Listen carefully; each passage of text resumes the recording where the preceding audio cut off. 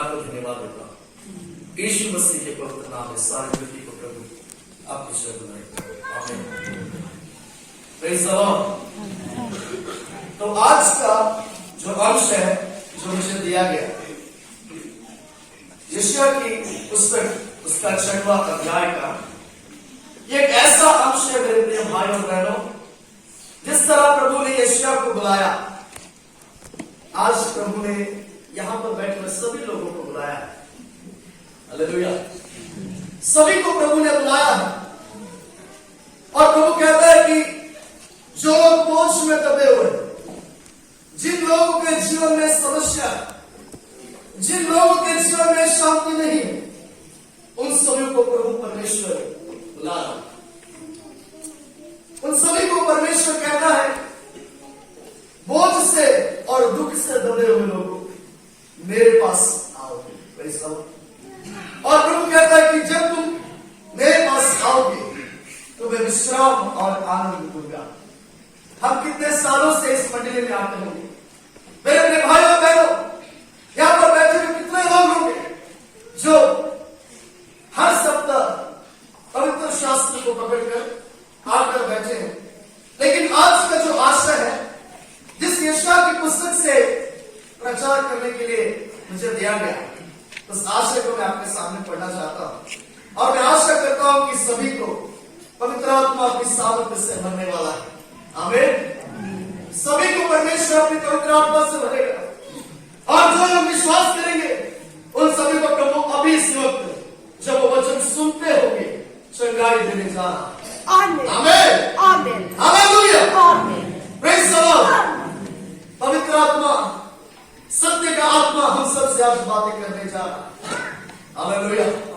और इस प्रकार इस वचन को मैं पढ़ता हूं, यशायाह 6वां अध्याय का उसका 8वां वचन। तब मैंने प्रभु का यह वचन सुना, मैं किसको भेजूं और हमारे ओर से कौन आएगा? तब मैंने कहा मैं यहां हूं, मुझे भेज। आज मेरे प्रिय भाइयों बहनों, परमेश्वर अपने प्रिय लोगों को, अपने प्रिय दासों को, जो लोग ईश्वर के नाम पर विश्वास करते हैं, उन सभी को परमेश्वर बुला रहा है। मैं एक बात आपसे पूछना चाहता हूं, जितने लोग यहां पर बैठे हैं, क्या आप लोगों के विश्वास है कि हमारा ईश्वर बात करता है? कितने लोग उस विश्वास में अपना जीवन बिता रहे हैं?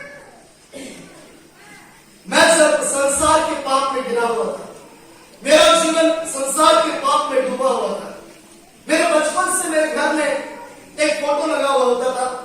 उस फोटो को मेरे घर वाले दिखाते थे और बोलते थे यही हमारा परमेश्वर है। मैं उस फोटो को देखकर ही परमेश्वर समझता था, लेकिन मैं यह नहीं जानता था कि यह फोटो में रहने वाला यह परमेश्वर सारे ब्रह्मांड का सृष्टि करता है, सारे ब्रह्मांड का सृष्टि करता है। ब्रह्मा का पुत्र वही है। हालेलुया। और जब मैं अपने जीवन को व्यतीत करने लगा, मैं जब बड़ा होने लगा, तो संसार का कीचड़ वरण पाप मुझे कंगाल करने लगा, मुझे खराब करने लगा, मेरे मन को बिगाड़ने लगा। मेरे प्रिय भाई और बहनों, जितने लोग इस मंडली में बैठे हैं, कितने लोगों के जीवन में पवित्र शास्त्र का वचन पढ़ा जाता है, लेकिन उनका मन पवित्र नहीं हो पाता।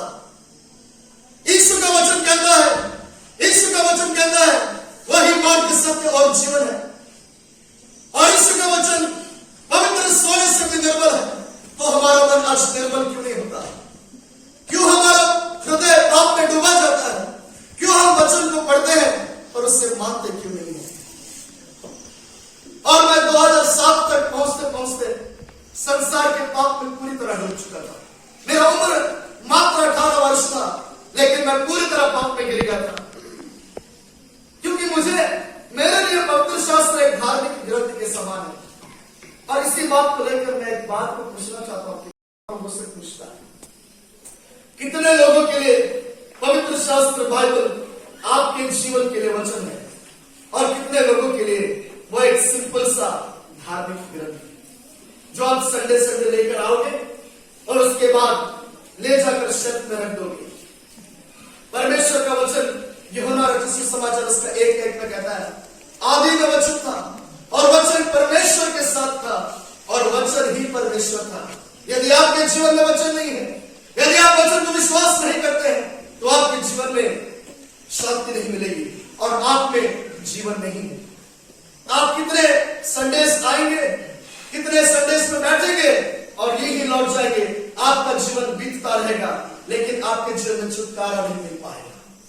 आप आज भी उस परेशानी में गिरे होंगे, आप आज भी इस बीमारी में रहते होंगे, आप आज भी इस अशांति में होंगे, लेकिन आपके जीवन में यीशु का जीवन काम नहीं करता होगा। कारण पता है, क्योंकि आपने यीशु को शायद दिल नहीं दिया होगा। आपने बपतिस्मा तो लिया होगा, लेकिन यीशु को दिल नहीं दिया होगा।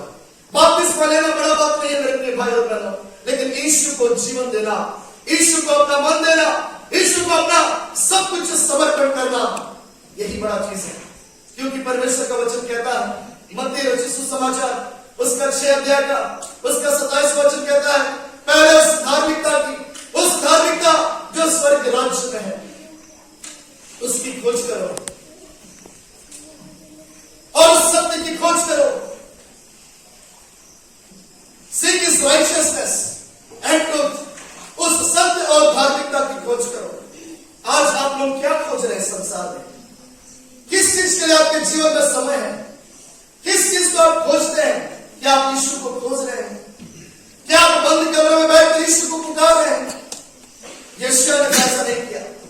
जब यशायाह को परमेश्वर ने बातें किया, यदि आप यशायाह की पुस्तक को पढ़ते हैं तो उस पहले वचन में ही कहता है, उस पहले वचन में, उस पहले अध्याय में कहता है कि परमेश्वर उसे किस तरह बुलाया, परमेश्वर उसे किस तरह बुलाया। यशायाह का बुलाहट बहुत अटल था और यशायाह ने परमेश्वर की उपस्थिति में अपने दिल को उड़ेगा। आप कितने लोग हैं यहाँ पे जो सचमुच अपने फ्यूचर के लिए बहुत ही चिंतित हैं? 2007 में जब मैंने अपने जीवन को पूरी तरह पाप में डुबा डाला तो मैं अपने आप को मारना चाहता था मेरे प्रियो। आज में भी हो सकता है, maybe there might be some people are sitting here today, हो सकता है कि बहुत लोग यहाँ पे बैठे होंगे और सोचते होंगे कि मेरे लिए जीना व्यर्थ है, मर जाना मेरे लिए लाभ है। लेकिन बाइबल में एक वचन कहता है, जीना मसीह के लिए, हालेलुया, जीना मसीह के लिए है और मरना लाभ है। Praise the Lord. तुम संसार के लिए जियोगे तो संसार तुम्हें मार डालेगा, तुम यीशु के लिए जियोगे तो यीशु तुम्हें जीवन देगा। किस जीवन की तलाश में तुम भटक रहे हो मेरे भाई? किस जीवन की तलाश में भटक रहे हो मेरी मां? किस जीवन की तलाश में भटक रहे हो मेरे भाई और बहनों? ऐसा एक जीवन है और प्रभु कहता है कि पहला यूहन्ना उसके 1 अध्याय का उसके 5 वचन कहता है कि परमेश्वर ज्योति है और उसमें कुछ भी अंधकार नहीं है। तुम्हारे जीवन में अंधकार क्यों है? तुम्हारे जीवन में शांति क्यों है? तुम्हारे जीवन में दुख क्यों है? क्योंकि तुम हर दिन बाइबल नहीं पढ़ते होगे। तुम हर दिन सोचते होगे कि इस बाइबल से मुझे क्या लाभ होगा। मैं भी ऐसे ही सोचा करता था, मैं भी ऐसे ही सोचा करता था। मैंने अपने हाथों से बाइबल को फेंक दिया था, मैंने अपने हाथों से बाइबल को फेंक दिया था और मैंने कहा था कि यह बाइबल मेरी जिंदगी को नहीं बदल सकता। लेकिन उसी 2007 में मुझे एक भाई ने बुलाया, एक प्रेयर मीटिंग में बुलाया और मैं बहुत ही दुखी था। मैंने कहा मैं नहीं आऊंगा, लेकिन मैं उस मीटिंग में गया। वो 24 दिसंबर का क्रिसमस था और उस दिन मैं वहां पे गया और मेरा जीवन ऐसा हो गया था कि मैं किसी चीज को विश्वास नहीं करता था। आज बहुत लोग के जीवन में ऐसा बहुत सारे घटनाएं घट चुकी है जिसके वजह से वो लोग किसी चीज पर विश्वास नहीं करना चाहते। हो सकता है कि आज यहाँ पे बैठे हुए बहुत सारे बहनों के जीवन में, हो सकता है कि आज यहाँ पे बैठे हुए बहुत सारे भाइयों के जीवन में ऐसा कुछ संभव हो चुका होगा जो लोग वो सोचते होंगे कि मैं और किसी चीज पर विश्वास नहीं कर सकता, मैं अपनी मां पर विश्वास नहीं कर सकती, मैं अपने बाप पर विश्वास नहीं कर सकता, मैं अपने भाई और बहन पर विश्वास नहीं कर सकता। लेकिन यीशु कहता है मैं तुम्हें जीवन देने आया हूं। यीशु कहता है, यूहन्ना रचित सुसमाचार उसका 14 अध्याय में कहता है, मैं ही मार्ग हूं, तुम किस मार्ग की ढूंढ तलाश में हो, किस चीज को खोज रहे हो तुम लोग? यीशु कहता है मैं ही मार्ग हूं, मैं तुम्हें मार्ग दूंगा, मैं तुम्हें अच्छी नौकरी दूंगा, मैं तुम्हें उज्जवल भविष्य दूंगा, मैं तुम्हें जीवन दूंगा। हालेलुया। यीशु कहता है मैं ही मार्ग हूं, मैं ही सत्य हूं और मैं ही जीवन हूं। बिना मेरे द्वारा कोई पिता के पास नहीं पहुंच सकता। आप दौड़ तो रहे हो, बहुत लोग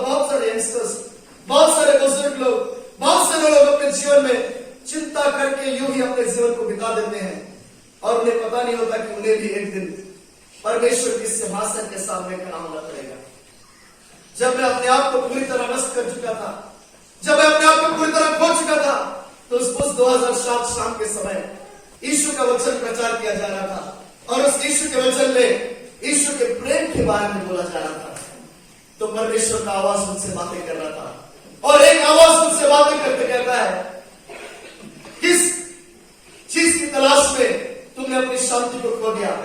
तुमने इस संसार को प्रेम किया, इस संसार के प्रेम में तुम्हें जीने नहीं दिया। तुमने इस संसार के प्रेम पर विश्वास किया और उस विश्वास को तुम्हें कभी नहीं पूछा कि तुमने खाना खाया कि नहीं, और उस विश्वास को तुम्हें कभी नहीं पूछा, और उस प्रेम को तुम्हें कभी नहीं पूछा क्या तुम्हारा सेहत ठीक है या नहीं, और उस प्रेम ने और उस संसार के प्रेम ने तुम्हें कभी नहीं पूछा कि तुम्हारे दिल में क्या गुजर रही है। लेकिन मैं हूं, मैं तुम्हें विश्राम दूंगा, मेरा जुआ अपने ऊपर उठा लो और मुझसे सीखो, क्योंकि मैं नम्र और दीन हूं। और मैंने पूछा ये आवाज कौन है? मैंने पूछा मेरे प्रिय भाइयों बहनों, मैं इस ओपन कॉन्ग्रीगेशन में कहता हूं, ये मेरी सच्ची गवाही है। और वहां पे 120 लोग थे उस समय, सभी यंगस्टर्स थे, वो एक यूथ फेलोशिप मीटिंग था। और मैंने पूछा ये आवाज किसकी है? क्या मैं इस आवाज पर विश्वास करूं?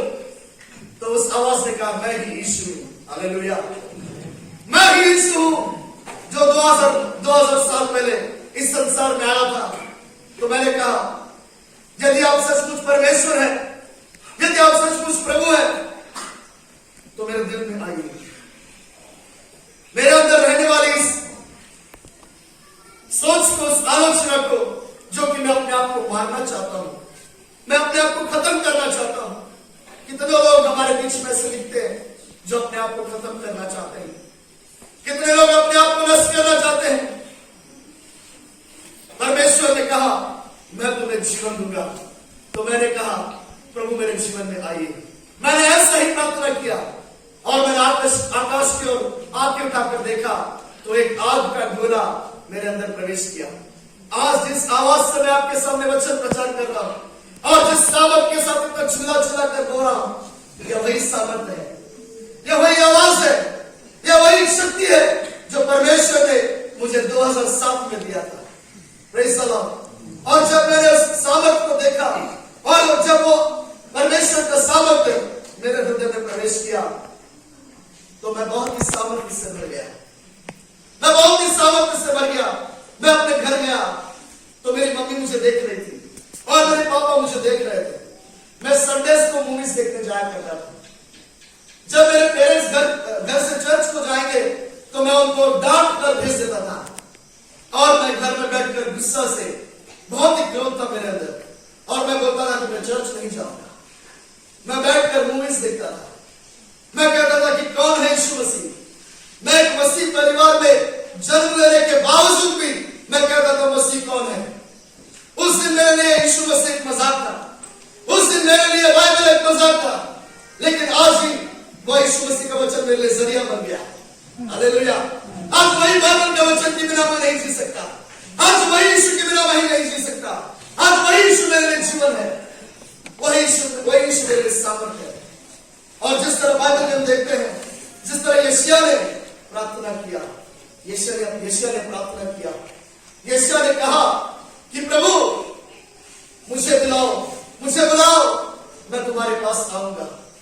आज मेरे प्रिय भाई और बहनों, सचमुच आपके जीवन में अगर आप शांति चाहते हैं, सचमुच आपके परिवार में बदलाव चाहते हैं, सचमुच अगर आप चाहते हैं कि आपका बच्चा बदले, सचमुच अगर आप चाहते हैं कि आपकी पत्नी बदले, सचमुच अगर आप चाहते हैं कि आपका पति बदले, तो आप अपने आप को परमेश्वर के पास लेकर आइए। आप एकांत में परमेश्वर के साथ बैठिए और एकांत में अपने आप को परमेश्वर से बातें करिए। एकांत में अपने दिल की आवाज को परमेश्वर के सामने रखिए और वो आपसे बातें करेगा। अगर आप विश्वास करोगे तो वो आपके लिए जीवन है, क्योंकि बाइबल का वचन कहता है, मत्ती रचित सुसमाचार उसका 7वें अध्याय का 21वां वचन कहता है, जो मुझसे कहता है हे प्रभु, वह स्वर्ग के राज्य में प्रवेश नहीं करेगा। इसका मतलब है वह जीवन को नहीं पाएगा। इसका मतलब है वो अपने जीवन में आशीर्वाद को नहीं पाएगा। इसका मतलब है उसके जीवन में शांति नहीं रहेगी।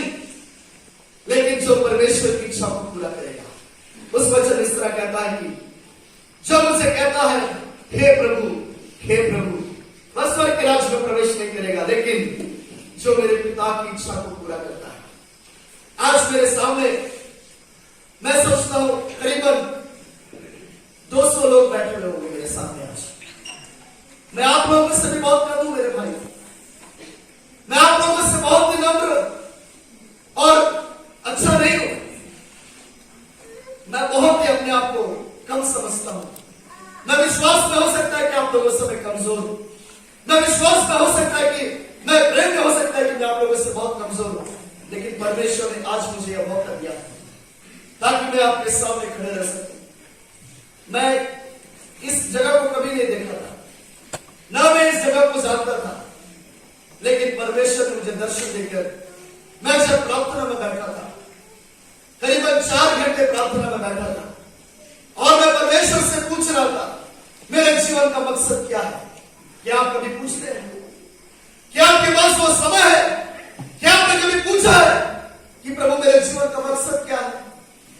आप हर दिन वचन सुनते होंगे, आप यूट्यूब में वचन सुनते होंगे, आप चर्च में आकर वचन सुनते होंगे, लेकिन एक बार अपने आप को जांच कर देखिए। आप शारीरिक तौर पर बोलते होंगे, आप शारीरिक तौर पर आप देखते होंगे, आप शारीरिक तौर पर सुनते होंगे, लेकिन आत्मिक तौर पर शायद आप अंधे होंगे, आत्मिक तौर पर आप गूंगे और बहरे होंगे शायद। क्यों अपने आप कैसे बनाते हैं लोग? क्यों अपने आप को इस तरह बनाते हैं? क्यों परमेश्वर की उपस्थिति में नहीं रह पाते? जो लोग परमेश्वर से बातें करने के लिए उत्सुक होते हैं, उनसे परमेश्वर जरूर बातें करता है। और यशायाह जब परमेश्वर से बातें करने के लिए अपने आप को समर्पण किया, तो यहां पे कहता है तब मैंने प्रभु का यह वचन सुना, मैं किसको भेजूं? परमेश्वर आज खोजता है लोगों को, परमेश्वर आज टटोलता है लोगों को। कितने लोग हैं यहां पे जो अपने दिल की आवाज को सुन पाते हैं? कितने लोग हमारे बीच यहां पर बैठे होंगे जो परमेश्वर की आवाज को सुनना चाहते हैं? मैं एक बार इस कॉन्ग्रेगेशन से पूछना चाहता हूं, क्या आप हाथ उठा सकते हैं कि मैं प्रभु की आवाज को सुनना चाहता हूं? प्लीज आप अपने बगल वाले को मत देखिए। मैं परमेश्वर की आवाज को सुनना चाहता हूं। हाथ एकदम सीधा उठाइए, क्योंकि हमारा परमेश्वर सीधा परमेश्वर है। आमीन, हालेलुया, हालेलुया, हालेलुया। हाथ में शक्ति। जितने लोग सच्चे दिल से उठाए, जितने लोग विश्वास कर उठाए, यदि आप उस चीज को टेस्ट करना चाहते हैं तो आप बंद कमरे में जाइए और बैठिए और यीशु कहकर पुकारिए, जीसस कहकर पुकारिए। वो आपसे बातें करने वाला है। आमीन। वो आपसे बातें करने वाला है। वो आपको छुएगा, वो आपसे बातें करेगा, वो अपनी सामर्थ को दिखाएगा। यदि आप तैयार हैं तो मेरा यीशु भी तैयार है। आमीन। अगर आप तैयार हैं तो मेरा यीशु भी आपसे बातें करना चाहता है। और जब यशायाह ने इस तरह बोला, जब परमेश्वर ने इससे बातें की, तब यशायाह कहता है कि मैं यहां हूं, मुझे भेज। कितने लोगों के जीवन में जब परमेश्वर का वचन उनके पास आता है या फिर कोई प्रभु का दास उनके विषय में भविष्यवाणी करता है और कहता है कि तुम्हें प्रभु का बुलाना है, तो कितने लोग नम्र होकर अपने आप को प्रभु के सामने समर्पण करते हैं? क्या परमेश्वर का वचन मजाक है? हम अगर परमेश्वर के वचन को मजाक में लेंगे तो हम एक दिन मजाक बन जाएंगे संसार में। इस चीज को आप गौर करें, परमेश्वर मजाक नहीं है। यदि हम परमेश्वर के वचन को सीरियसली लेंगे तो हम जीवन में शांति और आनंद को पाएंगे। और एक बात मैं आपको दिखाना चाहता हूं, रोमियो की पत्री, जिसके पास बाइबल है वो दया करके रोमियो की पत्री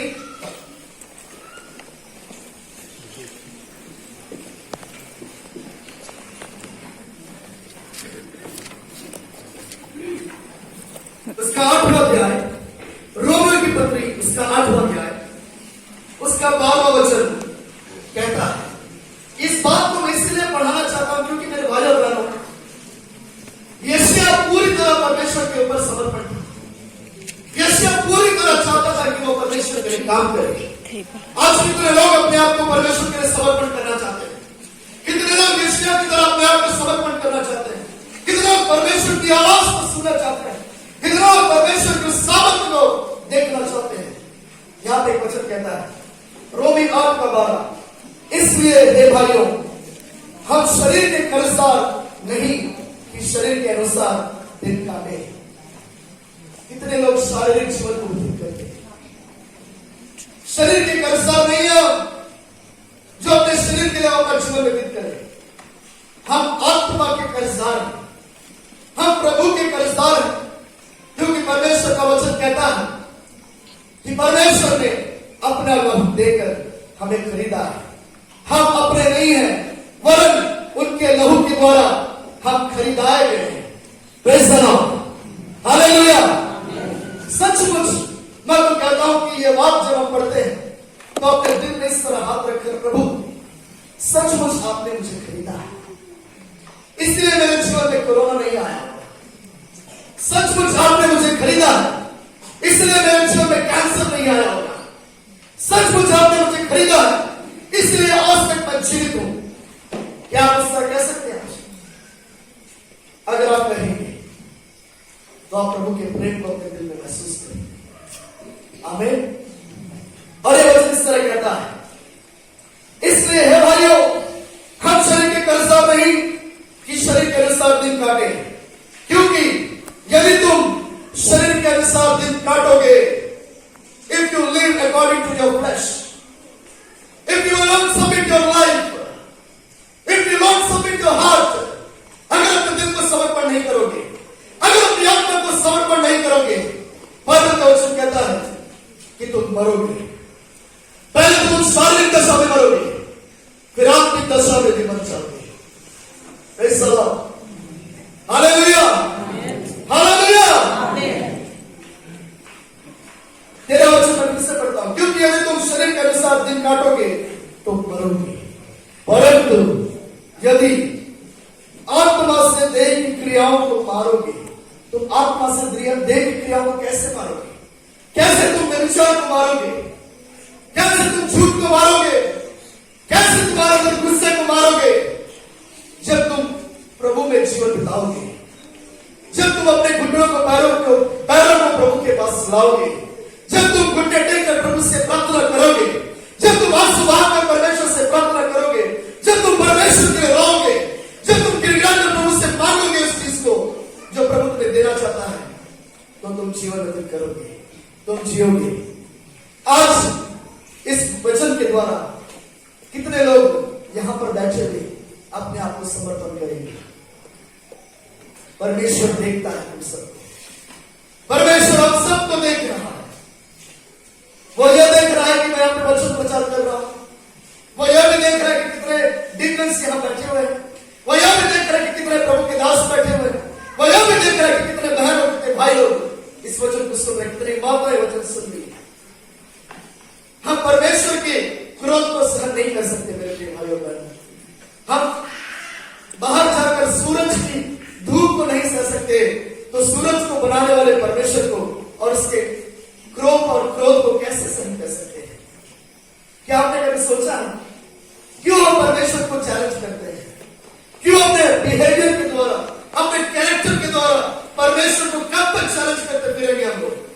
कब तक परमेश्वर के विरुद्ध खड़े रहेंगे? कब तक उन इस्राएलियों की तरह,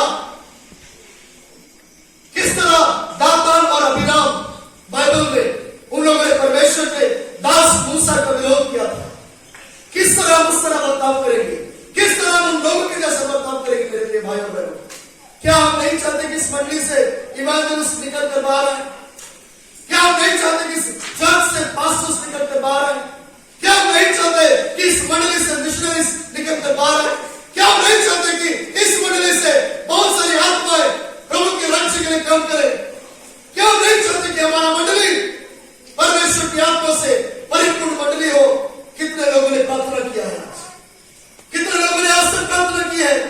इस मंडली के ऊपर से परमेश्वर का सामर्थ्य बहते हुए इस पूरे हापुड़ में प्रचार होने के लिए कितने लोगों ने प्रार्थना की? आज परमेश्वर का आत्मा हम सभी को पूछता है। परमेश्वर की आवाज को पहचाने, जिस तरह यशायाह पहचानने लगा, जिस तरह प्रेरितों के काम उसका 8वां अध्याय में, उसका 7वां अध्याय में 6 और 7 में स्तिफनुस ने पहचाना, और जब स्तिफनुस ने पहचाना वो आत्मा से परिपूर्ण होके गांव-गांव में घूमने लगा, गांव-गांव में प्रचार करने लगा, गांव-गांव में लोगों को परमेश्वर के बारे में समझाने लगा, मरे वालों को जीवित करने लगा, आत्मा में मरे वाले लोगों को वचन के अनुसार उठाने लगा। कितने लोग, कितने भाई बहन लोग उस चीज के लिए आज तैयार है? कितने लोग प्रभु के वचन को हाथ में पकड़े हुए दूसरों को बचाने के लिए खड़ा होना चाहते हैं? परमेश्वर इन सभी को देखता है।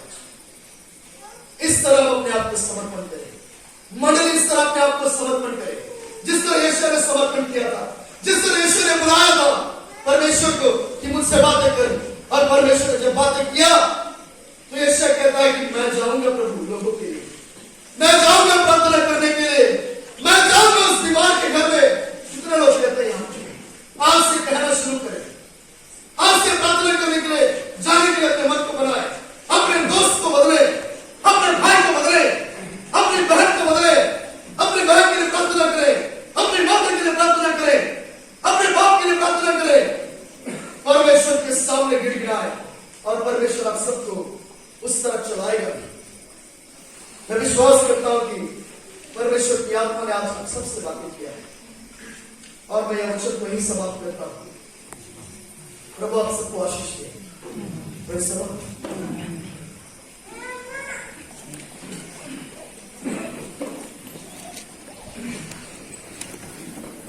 थैंक यू रेवरेंड सैमुअल, आपका